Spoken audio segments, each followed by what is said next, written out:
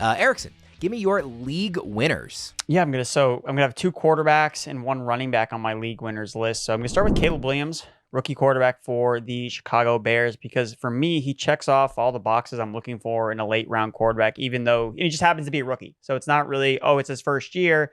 I think Caleb Williams can do a lot of not necessarily what we've seen from a lot of first overall picks, because first overall picks usually go to bad teams that are horrible and the situation's horrible. Caleb Williams is he's in like one of the best positions for any quarterback, let alone a rookie quarterback. So I think with Jayden Daniels, obviously these guys are going to be compared a lot going 1-2 in the NFL draft. Caleb Williams is a pretty good rusher as well. 44 rushing yards per game. He's a dual threat. And I think specifically with Caleb Williams, where he can potentially get the most about a fantasy production is near the goal line. 27 rushing touchdowns in 2.5 seasons as a starter at the college level at 2 different schools. And I brought this up on a couple different podcasts, but DeAndre Swift is a running back that teams don't like to give the ball to at the goal line. Like, look at the last 2 years. Jalen Hurts, Jamal Williams. 16 plus rushing touchdowns between the two guys. Who was their teammates? DeAndre Swift. Both times. So if this team is going to use, I don't anticipate the Bears using DeAndre Swift at the goal line. If anything, I could see it being a Roshan Johnson, or it could just be Caleb Williams calling his number like he did at the college level. So I really like Caleb Williams a lot for those reasons, and obviously layering in all the great weapons he already has, familiarity with Shane Waldron in that offensive system.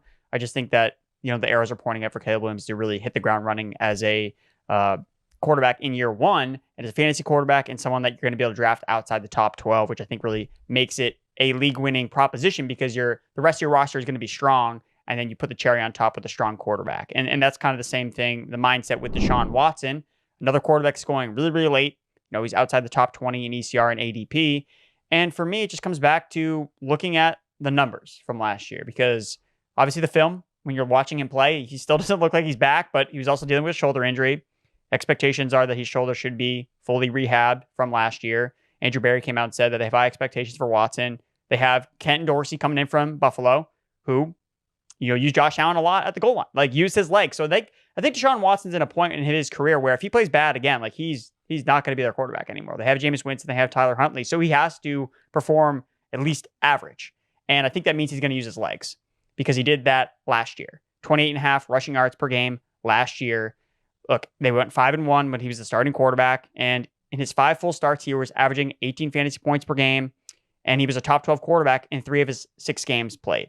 So I get that Watson has had a lot of issues, but again, he's another year removed from missing so much time, removing from the shoulder injury. So I think with the rushing upside and an offense that we saw Joe Flacco average 22 fantasy points per game in, he's got weapons, he can run. So that's my selling pitch on Deshaun Watson. And then last but not least, Zamir White. White's in the driver's seat to be the Raiders' bell cow running back. Averaged 14.1 fantasy points per game, basically right outside the top 12 during his last 4 starts. Under 100 rushing yards per game, 70% of the offensive snaps, 23 touches per game in those last 4 starts with Antonio Pierce as the head coach. So Pierce is coming back as the head coach. They trust Zamir White. They didn't draft anybody until Dylan Lowby in the 6th round of this year's draft. They brought in Alexander Madison, the meat shield for running back. So I think that you shouldn't be afraid of Alexander Madison or Dylan Lowby really eating into Zamir White. So my only concern, if White is, he didn't necessarily, supplant Josh Jacobs as the starting running back. Josh Jacobs got hurt and then Zamir White took the role, but he delivered. Not every running back delivers when they get the opportunity to do so. So he did it last year. The coaching staff clearly trusts him, and it's an offense and team, at least for me, they look like a team that we have questionable quarterback play with Gardner Minshew, Aiden O'Connell. We want to run the football. We want to play defense. They bolster the offensive line, adding in Jackson Powers Johnson. Luke Getsy's obviously familiar with running the football. So, yeah, I think Zamir White still being kind of undervalued, and it would not surprise me at all if we look up and he's like, oh, wow, top 12 running back, Zamir White. Deaver, I want to ask you about a couple of these guys. I want to start with Caleb, because you were, I'm not going to say you were down on him, because I know you kind of pushed back against that narrative. You did rank him lower sort of amongst the rookie quarterbacks and in rookie drafts. Then consensus had him as kind of clear 101 in Superflex drafts. You didn't have him there. As far as this year, not even just looking at Dynasty, is he close to a QB1 for you in terms of how you're ranking? Because to Erickson's point, you will never find a better situation for a quarterback this talented to be stepping into right away. I mean, it just doesn't happen with the number 1 overall pick that you get to throw to DJ Moore, Keenan Allen, and Rome Odunze, let alone, the pieces on the offensive line and the running game, all that stuff. So I think there's a really strong case to be made. I think position is really strong. So there's a lot of options kind of in that back end of QB1, high end QB2 territory. But is he making a case for that for you? Oh, he absolutely is. I mean, he's my QB 13 right now, but I think the conversation for him starts at QB 11, QB 10 range. And yes, everybody talked about it like I was such a Caleb Williams hater, and I'm just acknowledging the range of outcomes for his career and his projection to the NFL. If he hits the ceiling, he can absolutely be a QB1. The only thing I would say pushing back at all about Caleb, or at least the concerns about him this year, is while we're all talking about the shiny, beautiful toys that he has to play with as far as running back and all the wide receivers, Cole Kmet and stuff, the offensive line I still do have a few questions on as far as what does that look like this year? Do they get better play at center? Does Nate Davis not look like one of the worst guards in the NFL this season? So interior pressure could be a thing. The offensive line, for all the great upgrades that Chicago has made in the offseason, the offensive line is kind of still lock set, and it's just they're carrying it over to next year and just hoping for better play, or that Caleb can make better out of that considering his ability with his legs. So the upside is there. I'm just going to sit here and also preach a little bit of caution, although I do have him ranked as my QB 13. Erickson, in looking at both these quarterbacks, like Deshaun is obviously somebody that you can get late. Like he will be your QB2 on your roster in all likelihood because of where he's going. Would you be comfortable if Caleb is your QB1? I think so. I think that it's important to always put the context of the early season schedule, I think, in like a redraft format, because if you draw really bad matchups to start the year, like you're going to have to pivot away from that quarterback. Like even last year, CJ Stroud, as great as a late round quarterback he wasn't someone that you necessarily needed to draft. He was someone you go off the waivers because week 1, who did he play at Baltimore? And he did not put up fantasy numbers in that game. So it's just kind of something to keep in mind. What does the opening schedule look like? But I would feel comfortable with Caleb Williams being my QB1, especially if I go late round. I think that I think you can go. There are so many other players I want to draft that I can get a running back, a receiver, even tight end earlier that I want to push off quarterback. And the fact that I can get a Caleb Williams late, I can get a Jayden Daniels late, and even Deshaun Watson. Again, I don't feel comfortable with him as my QB1, but look, if he's putting up rushing production, like he can help you out in a pinch if you need it. So yeah, I think that I'm definitely trying to embrace this late round quarterback strategy. And I think that helps find league winners that easier because your roster is going to be that much stronger than you layer on that quarterback as the final piece. D-Bro, I know you want the opportunity to gush a little bit about Zamir White. I mean, he's going to eat this year, guys. Like, I've talked about Zamir White the entire offseason, and I don't really understand why we're so slow, or at least feels like consensus is slow to kind of catch up to all of this. Zamir White's one of the biggest winners from the NFL draft. Erickson framed this perfectly. He's going to get a crap ton of volume, man. Like, how does this not happen? Like, outside of Zamir White not being able to stay healthy, how does this fail? Like, tell me, guys. Like, well, are we that worried about Amir Abdullah taking pass game snaps? Worried about Dylan Lobby, who wasn't drafted until the 5th, 6th round? I mean, Zamir White played in 3 of his 4 starts. He played at least 70% of the snaps. Amir Abdullah was there last year. Do we think Lobby hops Amir Abdullah? But again, talking about Pierce, if he's going to go with veteran running backs, does he automatically even get on the field? Like, does he even hop Amir Abdullah on the depth chart? And if he doesn't, Zamir White's not coming off the field. So I just see a clear path to a ton of volume. And I don't like to do this kind of stuff because I understand it's only a 4-game sample. But for people to wrap their heads around the volume that Zamir was seeing, if we project this over the entire season, which we know Antonio Pierce wants to run the dang ball. I'm not saying that Luke Getsy is not also going to run the ball with this offense and the quarterbacks that they have. Zamir White, full season pace, was on pace. And I get it, it's only 4 starts. He was on pace for 357 freaking carries over a season. Even shade that down, I'd say he's a lock for 300 plus touches at the bare minimum. I mean, am I wrong with that, Erickson? Like, do you see him getting less than that in this offense?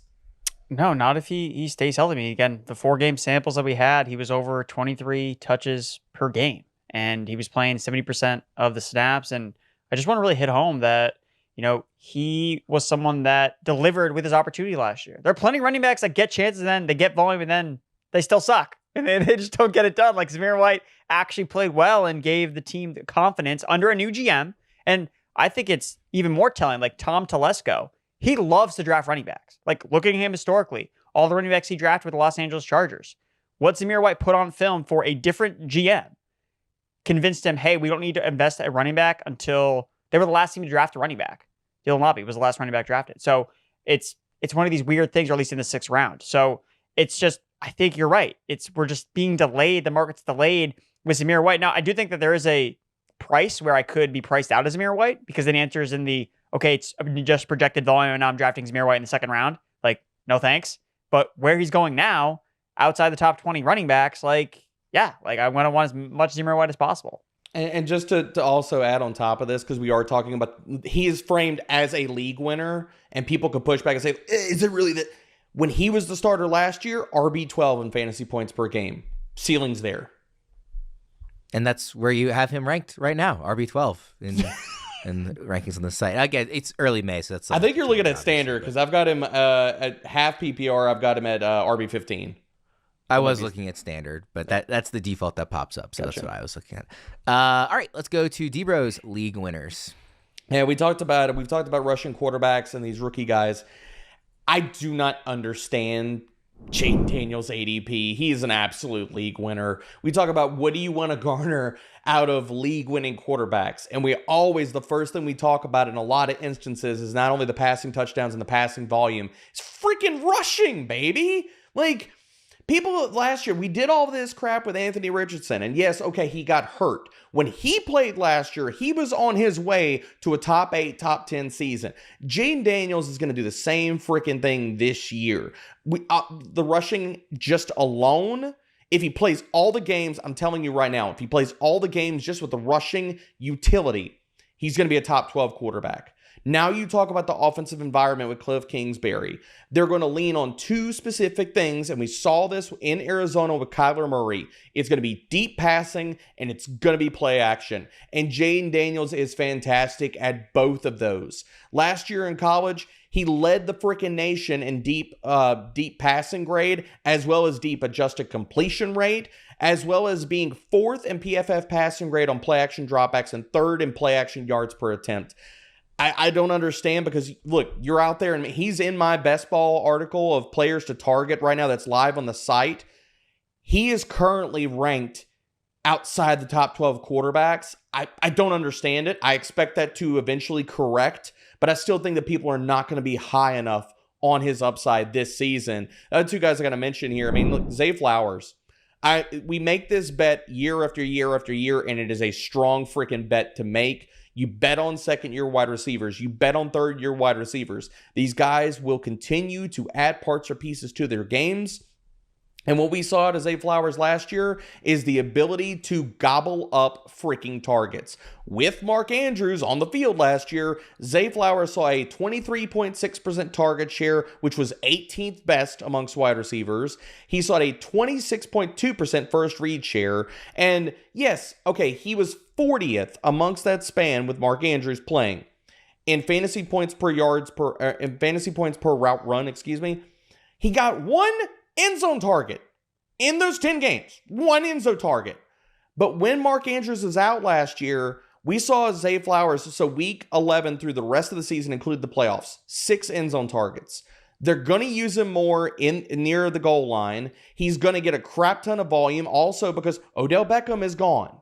So we're going to see that volume's got to go somewhere. Do we really think that Bateman's going to do it at this point in his career? We're really going to put that on Nelson Aguilar? Okay, Isaiah Likely. We're going to see enough 12 personnel for that? Talked about, they're not checking it down to the running backs.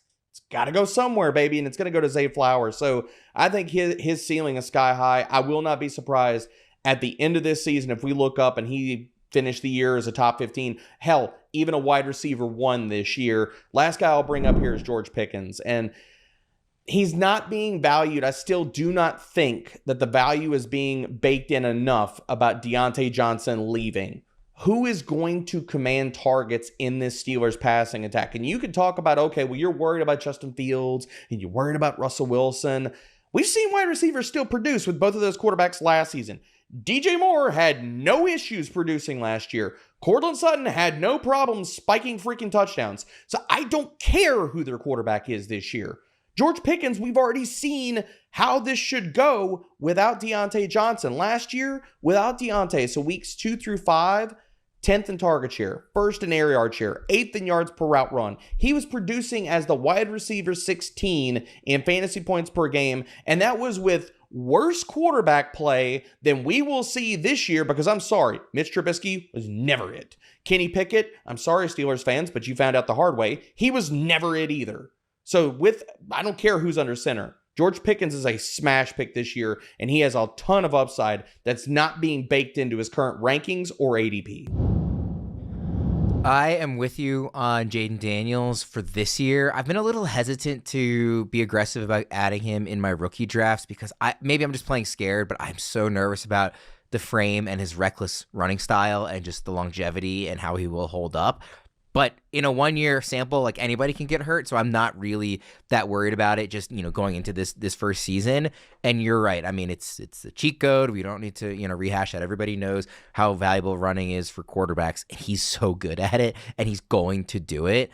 And he also does have weapons in that offense, so it's not like he can only run. He's going to be able to throw, up the deep ball to Terry McLaurin. So I'm with you on Daniels. Erickson, I know you agree with him too. You guys both have him as QB1s right now, correct? Yeah, I mean, I would have put Daniels on my list if D-Bro hadn't beat me to the show sheet. So, well, you have party this weekend, okay? Don't blame that on me. I have Daniels ranked ahead of Caleb Williams. So, that's where if I had to pick one for fantasy, I'm still picking Jayden Daniels from a redraft perspective. Where do you have him ranked at right now, Erickson? I have Daniels QB11. Oh, nice. I have QB10. Yeah. We're handling But the thing is, too, I don't think his ADP is ever going to be there. I think it's just going to be a late round quarterback that I agree. It's weird because I think the fact that he went behind Caleb Williams, it kind of dims his shine a little bit. He wasn't the first overall pick. But I mean, in any different year, if Caleb Williams was not in this class, Jayden Daniels would have been the 101. He probably would have been the first overall pick. And then he would just be viewed in a different light. He would be viewed as, this can't miss prospect, etc. So I think Jayden Daniels is going to be a value all fantasy season.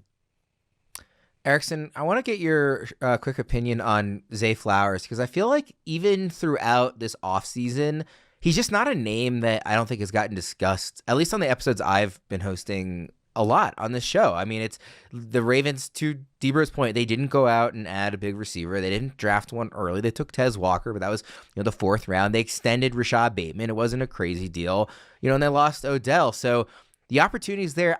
It's hard for me to sort of reconcile saying that I think Derrick Henry is going to have 18 rushing touchdowns and that also Flowers is going to score enough touchdowns to be a league winner. I think the catches and the yardage will be there, but there are mouths to feed in that offense in the passing game, let alone how much they run the ball when they're up close. So I want to hear your opinion, because I sort of see the case for and against Flowers as a true league winner. Well, I think that part of it does to do with his price tag. I'm looking on Underdog, for example, the best ball, wide receiver 25. That seems very, very low for a receiver that essentially broke out as a rookie, as a 1st round pick, and projects to, if not be the number 1 receiver on his team, but very, very close, like him and Mark Andrews. I think that if you run projections, I think it'd probably be pretty close between the two, given that Zay Flowers was seeing a 24% target share last year. A lot of his touches, and correct me if I'm wrong, Warren, but a lot of it was schemed up for him, getting him short passes. I think that opening things up downfield for him would just kind of unlock his next game. And when he came out last year, he reminded me a lot of Antonio Brown, just a shifty receiver that can kind of do it all, win at all 3 levels of the field. And yes, the touchdown thing, right? Back 2 years ago, Courtland Sutton was my guy. He's going to catch all these touchdowns. He doesn't do anything. The next year, what does he do? All he does is catch touchdowns. Touchdowns are volatile. So you want to buy the dip on guys that put up every single stat you that just didn't score touchdowns. And when Lamar's your quarterback, you feel good about it. So it's very weird that you can draft a receiver that was good as a rookie, as a 1st round pick, that has a good quarterback outside the top 24.